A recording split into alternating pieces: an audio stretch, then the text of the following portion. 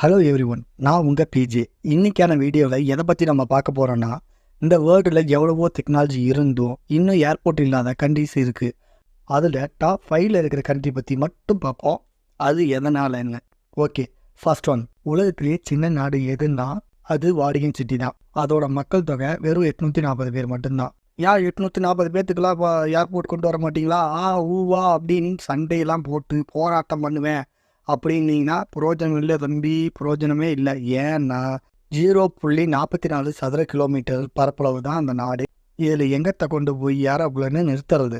இதனால தான் இந்த நாட்டில் ஏர்போர்ட்டு கிடையாது. செகண்டாக ஒன்றா தெரியாதனமாக சொல்லியிருந்தேன். ஓகே, மொனாக்கோ 2வது இடத்துல இருக்கிற உலகத்திலேயே மிக சின்ன நாடு. இதோட 3 பக்கத்துலேயும் ஃப்ரான்ஸோட பார்டர் தான் இருக்குது. ஃப்ரான்ஸோட பார்டர் இருக்கிறனால தான் இங்கே ஏர்போர்ட் இல்லையா அப்படின்னு நீங்கள் கேட்டிங்கன்னா அதுக்காக இல்லை. வாடிகன் சிட்டி மாதிரி இங்கேயும் இடப்பெருத்தனை தான். இந்த நாட்டுக்கு வரணும்னா ஃப்ரான்ஸ் நாட்டோட ஒரு ஏர்போர்ட்டில் இருந்து இறங்கி வண்டி மூலியமாவோ இல்லை படகு மூலியமாவோ தான் போக முடியுமா, அக்கறையிலிருந்து இக்கரை வரைக்கும். Third one, Andorra. பரப்பளவில் பார்த்தா இந்த நாடு பெருசாப்பா இல்லைன்னுலாம் சொல்ல முடியாது.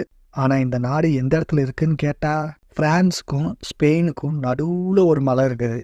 அந்த மலைக்கு பேர் பைரனீஸ். அந்த மலைக்கு மேலே தான் இந்த நாடே இருக்குது. இந்த நாடு பள்ளத்தாக்கில் இருந்து 3000 மீட்டர் உயரத்தில் இருக்கிறனால கொஞ்சம் சிரமந்தான். கொஞ்சம் இல்லை, ரொம்பவே சிரமந்தான். ஆல்ரெடி அது உயரத்தில் தான் இருக்குது. இதுக்கு எதுக்கு ஏர்போர்ட்டு? Fourth one, லிச்டென்ஸ்டைன். இந்த பேரை நான் 4 தடவை சொல்லி பார்த்தேன் மனசுக்குள்ளேயே. அதுக்கப்புறம் தான் உங்ககிட்ட சொல்லவே வந்திருக்கேன். நுழையிலியப்பா.